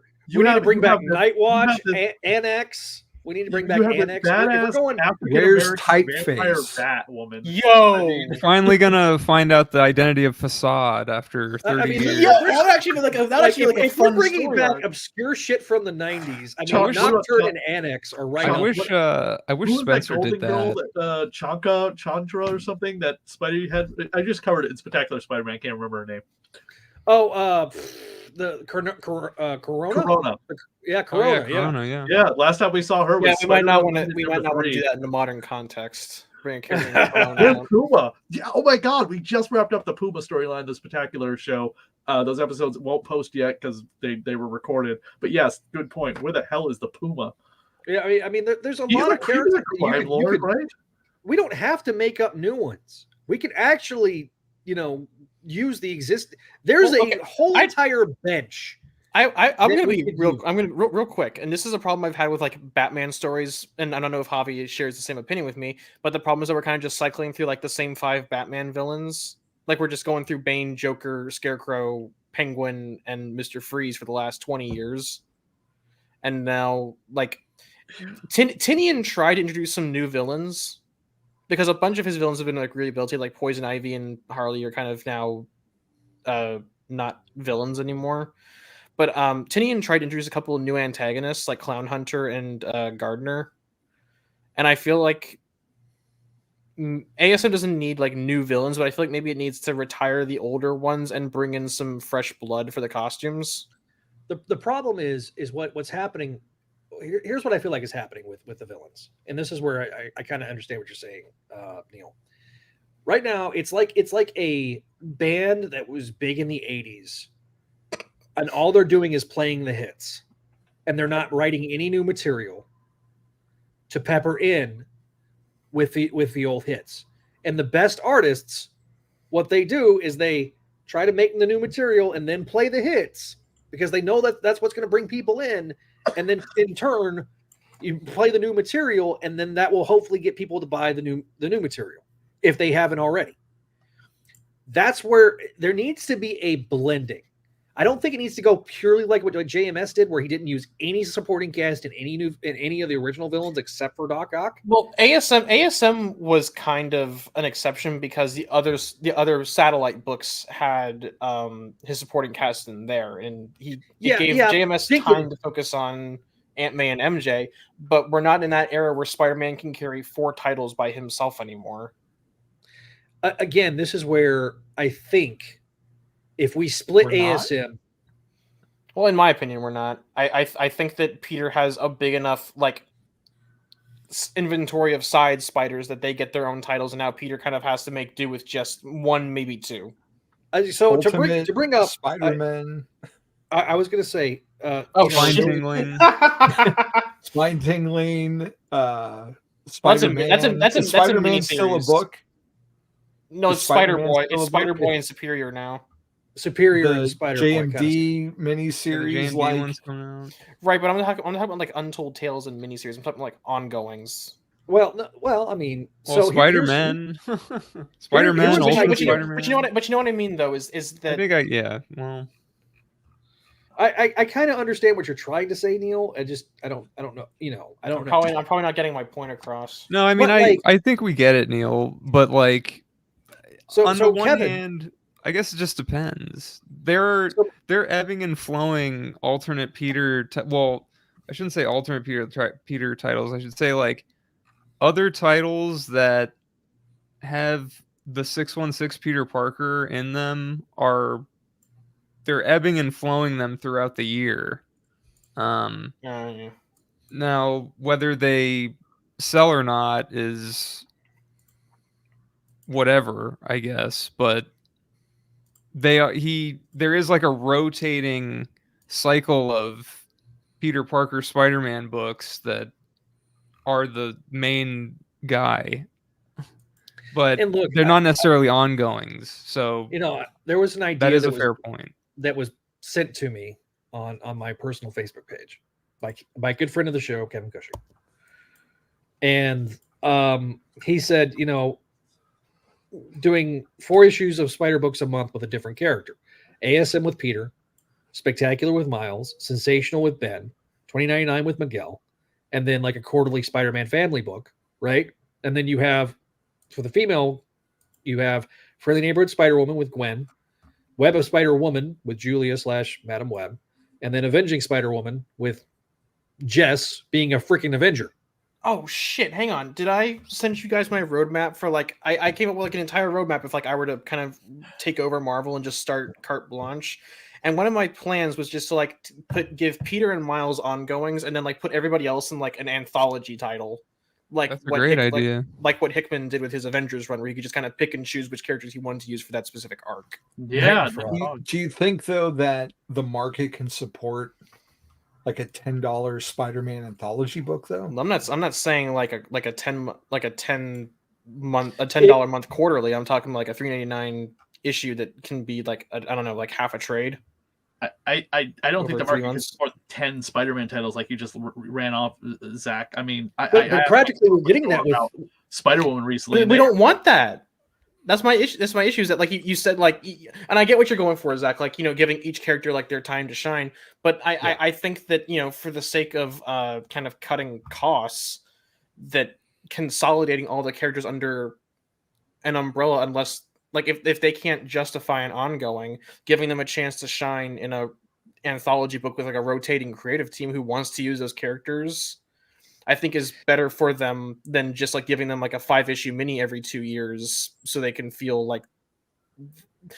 it's like the Fantastic Four movies. Oh, we need to make this one to renew our license for the IP. Let's just shit out Fantastic or Four Stick. That's like Sony's doing with Spider-Man right now. Yeah. They're shitting out. Yeah. I'd rather have a quality product where every once in a while the character gets picked up by someone who actually wants to write about them than someone who just picks them up out of obligation to remind people that they exist. I like the character of Spider-Woman, Julia, Jessica, but I pick up the first issue and then I'm just I'm not going to sustain this. And then my comic book store just told me the other day, nobody's subscribing to Spider-Woman. I'm that's not good news at all. They have a few hundred subscribers for Amazing Spider-Man, but they do not have a single subscriber for Spider-Man. That's bad news. That's it. It's the end of that title. Now there are things you can do great with these characters. Peter David's coming back to Spider-Man 2099. I can't wait for that. That's going to be hopefully incredible. But these other titles don't seem to be able to sustain themselves. Can Ben sustain his own title? Yes, if we're writing him right, I think. Not Schism, angry, stupid, whatever the hell we're doing. The thing about Spider-Woman, it's they're trying to make it into a thing, but it has always been the kiss of death. Jess or Julia? Just in the name Spider-Woman in general is the kiss of death. When Tom DeFalco, who knows more about Spider-Man lore and and Marvel lore than anybody in the world that is still alive today, says that it's the kiss of death, it's the kiss of death. Wasn't that the name of the movie? Spider-Woman, Kiss of Death. Kiss of the Spider-Woman. Kiss of the Spider-Woman. Never mind. Anyway, so let's wrap this episode up. I mean, we're about the hour and a half mark. Also, real quick, Adam and Javi, I apologize if I overpowered. I feel like I fumbled my initial thing, and I needed to. I get what you're saying, Neil. I would rather. I think it would be interesting to start doing anthologies for a lot of this stuff instead of, like resurrecting them for like a mini series for that cheap #1 baby. Yeah, because there's so many. I don't know. There's just so many. It feels like the stands are. I go to my shop, man. They have shelves and shelves and shelves. They're like hundreds of new comics out every month. It's crazy. Not just Marvel and DC, but like other stuff too. And it's like, man, there is so much product out there. I mean, the self-publishing market as well as all these independent comic book companies. How many independent comic book companies do you see in the independent area of your comic book store?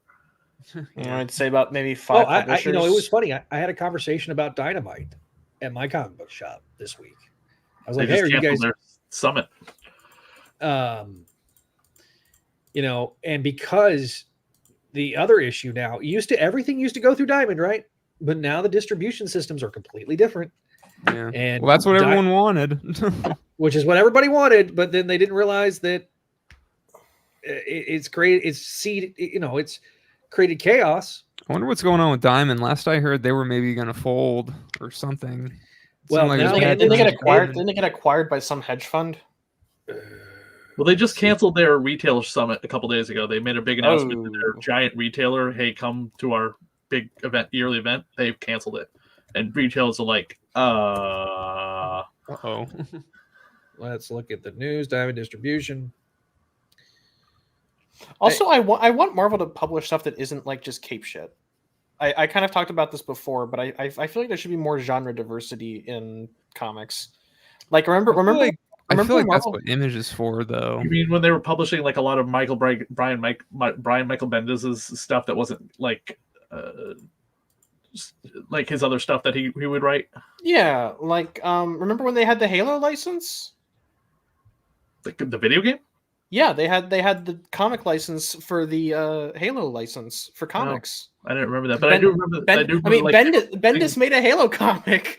Well, they were doing the Dark Tower. Didn't they publish every book of the Wizard of Oz into a comic book? I think so. Yeah, they did. They were doing like these classic. This is like in the 2000s. They were doing classic literature stories into comic books, which was unheard of and unseen since like. To be fair, Zenoscope kind of has that market cornered where they can do a pinup cover and then absolutely. Oh no! But Marvel did it for kids. They didn't do it like cheesecake with tits and ass hanging out every 5 seconds. These were actually pretty wholesome, all ages comics. What were you saying, Zach? Sorry. So I'm sorry to step on you guys, but just to answer your question about Diamond, Lunar is now the exclusive DC distributor, and Image is now with Diamond, except like how the current arrangement with Marvel is, Diamond will act as a wholesaler for Image comics and graphic novels to the direct market. So basically, Lunar will cover any non-direct market, but the direct market has the option of ordering through Lunar, which a lot of people have switched to with Image. Diamond still has Boom, Dynamite, Ablaze, Titan, Aftershock Comics, and Frank Miller Presents, and has a non-exclusive deals with a number of other comic book companies. So they still have a bunch of the smaller stuff, but it's not. But eventually, that's probably going to explode and implode on itself. Penguin Random House, Marvel, IDW, and Dark Horse is the publishing house for them as well. So just to answer everybody's to get the facts right. And I got that from CBR, so it's, obviously when it comes to this type of stuff, it's relatively legitimate. Yeah. Well, and Eric actually kind of asked a good question, like what happened to backups. Spider-Boy has them. If you like backups, go read Spider-Boy because it's actually a good title and it has backups. Just to talk about some of the other books for a second. We talked about Miles. It's a great book. I highly recommend people go read it. Spider-Boy is not a bad book. I have had a lot of fun with it. It is exactly what the type of stuff that Dan Slott excels at, which is kind of breezy, sort of Silver Agey type of storytelling. He's finally writing within the age demographic he's supposed to be. Superior Spider-Man has been surprisingly good. It's so good. Surprisingly good. That would have been the original. That once upon a time, that would have been the actual Amazing Spider-Man story going on right now. Told from Doc Ock's point of view. I don't think it needs to be its own. But I'm fine with it being its own book off to the side. Like, I'm enjoying the book, but I don't need it to be my ASM. I am fine with it being. I am fine with Dan Slott being a Spider-Man writer. I just don't know if he should be the Spider-Man writer. I would love to see Jed McKay. I would love to see what's his name from Mortal Hulk. Ewing. PKJ. Ewing. Al Ewing. I would. There's several people I would love to see write Spider-Man. Dan Slott's at the bottom of that list for me. PKJ would be interesting. Yeah, I'm ready for somebody other than what we've got. Like the brand we've got. We need a new vision. I think we've talked about this before. There needs to be some editorial shakeups. No offense, but and there's got to be someone needs a vision, because I mean, all due respect to Wells, I don't know about his vision. I think Wells was voluntold to write this book is what is the vibe I get. Here's two things with DC. Jeremy Adams. Oh, baby, I would love Flash to see him writing to a back to basics 90s approach and made it fun, exciting, entertaining, enjoyable. I never heard any complaints about it. What do? They take him off the book and go in a bizarre new direction. I saw you talk about that on Twitter. Philip Kennedy Johnson doing an amazing job on Superman with, being a dad, being a husband, Warworld, everything. Just, it's firing on all cylinders. And he's telling this long story. So what do? It's the year of superstars, and they take him off the title, and he's not done yet. Isn't Jason Aaron taking over? He did. No, they're rotating teams. Aaron is just an arc, and then it's a new team, and then it's a new team. That's for Action Comics. Yeah. So Williamson's on Superman for a while. No, actually, I would love to see.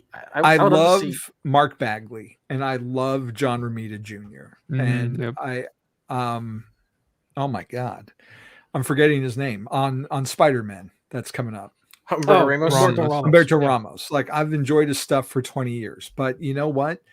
I think Adam's right. Like, it's time for like new blood. Like, as much as I love seeing these artists that have been on the book for 30 plus years. I totally agree, dude. No, I mean, now that we've kind of got it in speaking, I agree with you, Javi. Like, that new guy writer and new artists, new editors, everything. You know that guy who did the first strike issue, Joey Vasquez?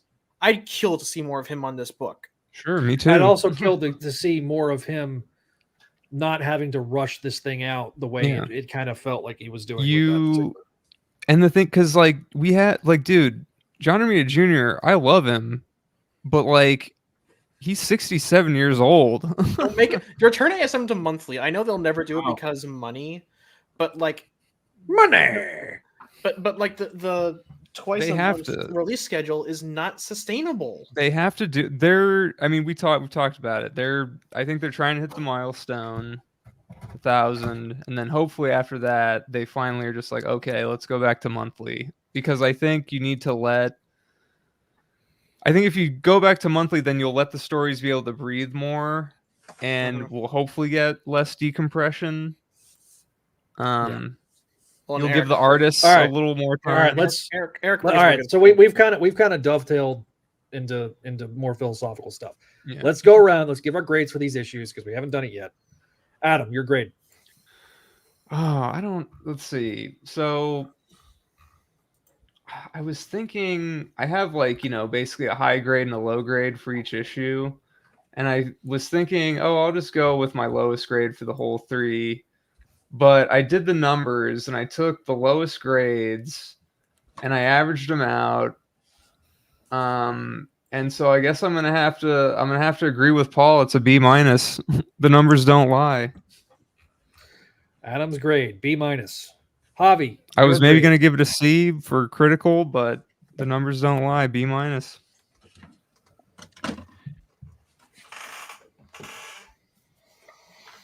C, and that's because of the Romita Jr. art.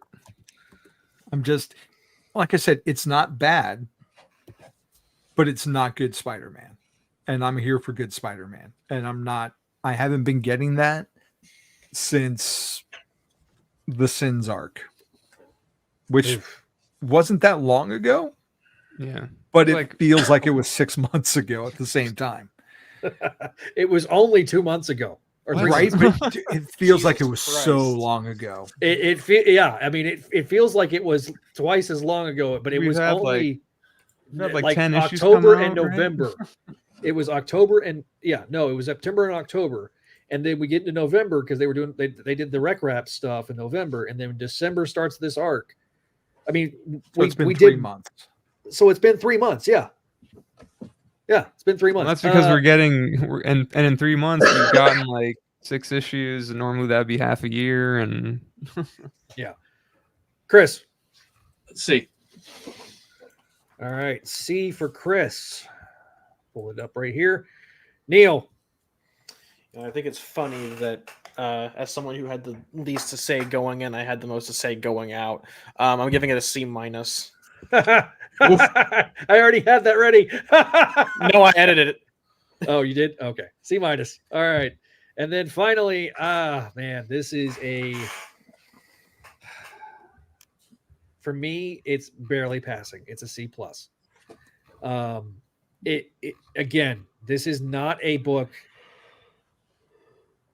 I have enjoyed the tie-ins more than I have the main freaking story. And that should not be that way. So I do think the takeaway for me is that the art, John Romita Jr.'s art is good. It's a decent villain story, but it's a terrible Spider-Man story because he's just kind of dropped in the middle of it and doesn't really do anything and is barely in it. And it's just... But Spidey's being proactive. Just kidding. Yeah. Sure. Yeah, I don't know. It's we like seeing him dropped into strange situations, but he actually has to be proactive. We don't know what he's feeling. He has to be doing something. He has to be doing something. We were kind of getting what he was feeling earlier on, but it seems like with every passing issue, he's in it less and less, and he's just not doing much. And it's a shame because, gang war, I don't know, street level stuff. And that's the thing too. The weird thing about this, I said it before, it's weird that you've got AIM and Hydra in this. It's I think gang war, I'm thinking, Tombstone and Mr. Negative and Mr. Negative, the Rose, Kingpin, Hammerhead. But then you have AIM and Hydra on the side of there's some too of many these characters people. in this game war. It's been done before and it's been done better. And when you have 11 panels of a 19-page book that shows Spider-Man. Yep. The Spider Slayers with Luke Cage in his Gypsy Danger armor. Gonna swing a boat at them.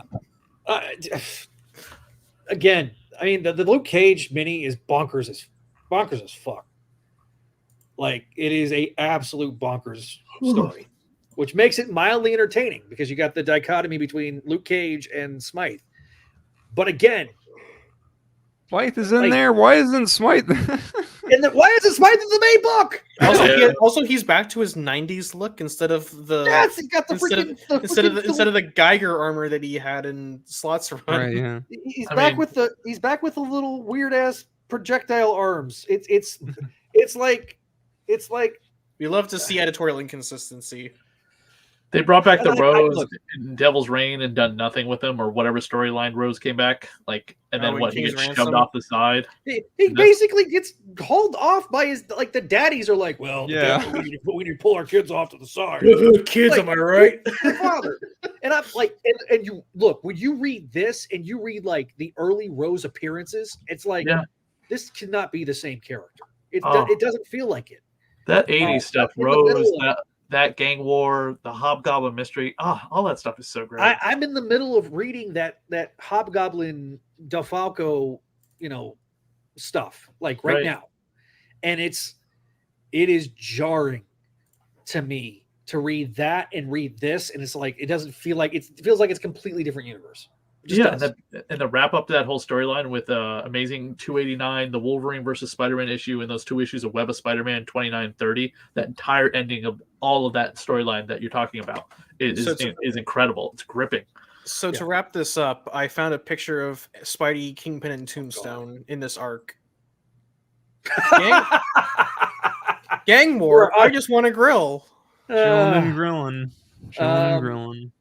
For those that are listening to the audio edition of this episode, it is basically a man with a grill. So, kind of looks like Kingpin, actually. You know what? I was kind of fun with that. Yeah, well, there you go. All right, so let us wrap up this episode. Yes, Neil, tease and preview the next Books of X episode. Yeah, so Zach and I just recorded Books of X Episode 5, where we cover all of Dawn of X Volume 2, which includes X-Men, X-Force, Excalibur, did I say X-Force already? Yes. New Mutants, and Fallen Angels number 2. The next episode will be covering Volume 3, which is all of those titles number 3 issues. You're going to be seeing that for the first six trades are all just the same titles. Yeah. Dr. Chris, tease your stuff. We have Web of Music episode 4 coming up in another week, which is going to be the Amazing Spider-Man review of the soundtrack with the band leader for Feed My Frankenstein joining me for that, and then a month later, Amazing Spider-Man 2, the movies, and then we have coming up.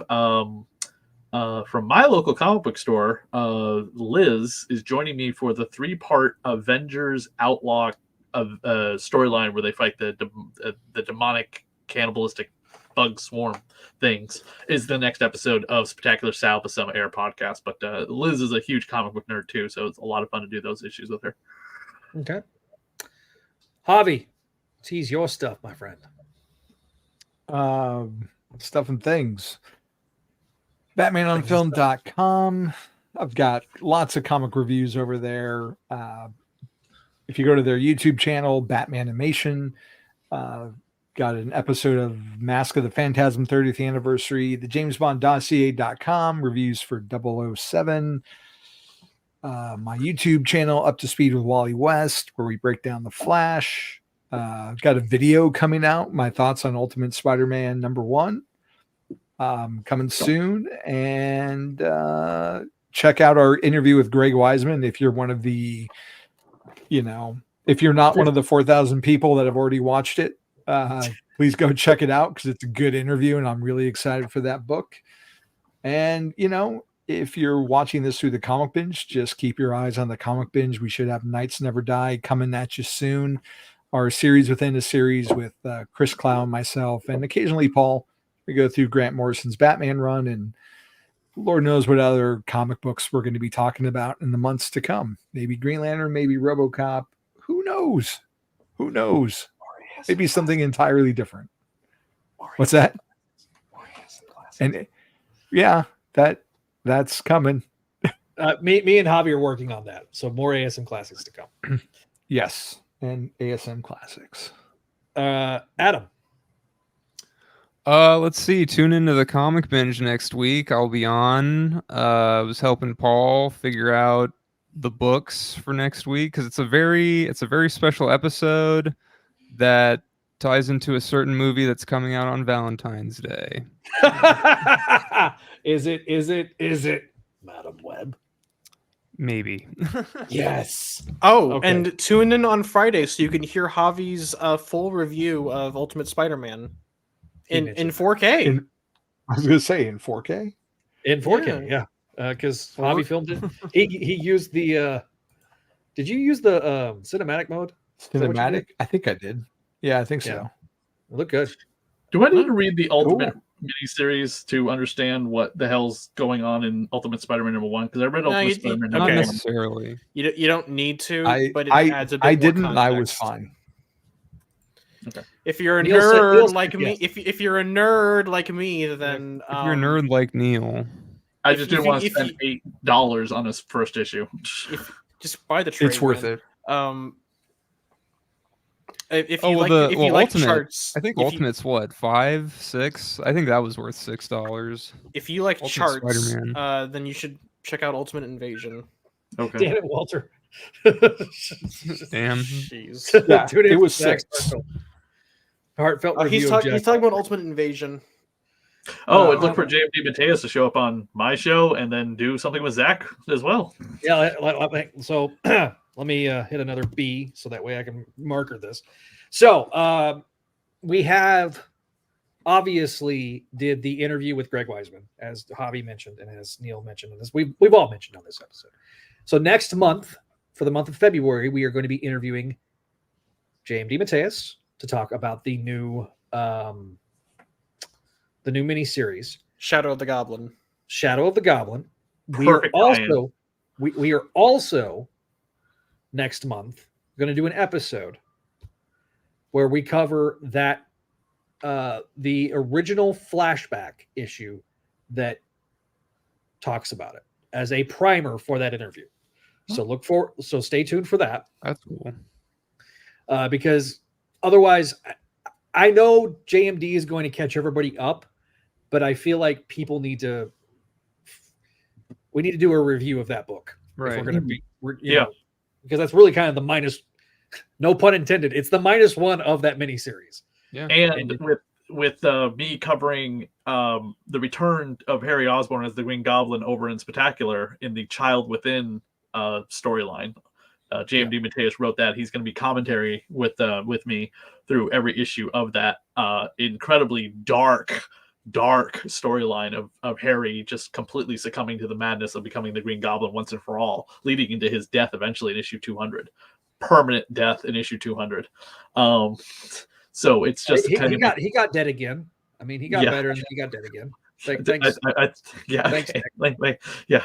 All the kindred and stuff, fun and stuff aside, it's a fun synergy on the network between the two shows, having him on for the current Goblin storyline and him doing, again, in my opinion and his opinion, one of the darkest Spider-Man stories ever written.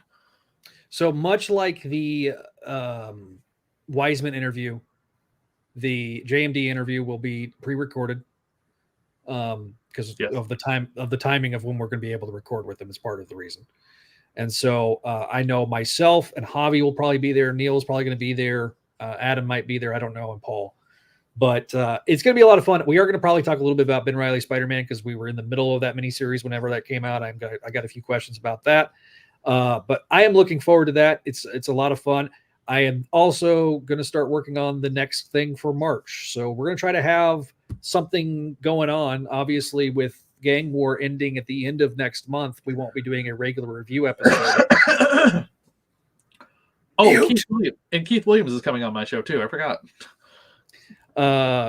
And so with that, obviously, we're trying to backfill some content, and we'll probably have some more clips because Jesus Christ, the amount of people that watched the clip of the Greg Weisman interview. I think it's gone past Pluto at this point. It's not coming back. It's like it's like Voyager 7 or whatever. Anyway, all right. I love how, like, when we first did it, we were like, oh, should we actually do this? Let's talk to Bishansky and see what he thinks. And he's like, I guess I'm not sure if it's a good idea. And then we posted in like our most viewed video by like light years. And we get like 100 subscribers, and I mean it's crazy. It's been crazy. So for those of you here's that to are 500 here's to 500 subscribers and 500 more.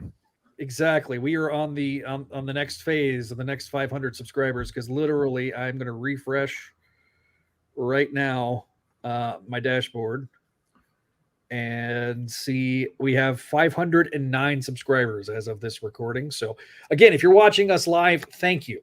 So without further ado, let us get out of here with me talking about our Patreon subscribers over at patreon.com/Spideydude Network. Our spectacular patron, Sarah, spectacular. She's now forever going to be Spectacular Sarah with me. Friendly Neighborhood tier, you see them up on the screen. Thank you guys for your support over there. VIP, Scott McGraw, Sebastian, and Venkman, thank you guys for your support. And then we have our sensational tier, Allison, Cindy, Ed, Georgia, Greg, Janelle, Jessica, Jurgen, Catherine, Kale, I almost said Keegor, Laura Howard, Lutmoose, Master Drammond, Phoenician, Scott, Vanessa, Vicky, and Winnipeg Webhead. Thank you guys for your support over on patreon.com/Spideydude Network, where you get exclusive stuff like the Books of X podcast and more commentaries coming soon.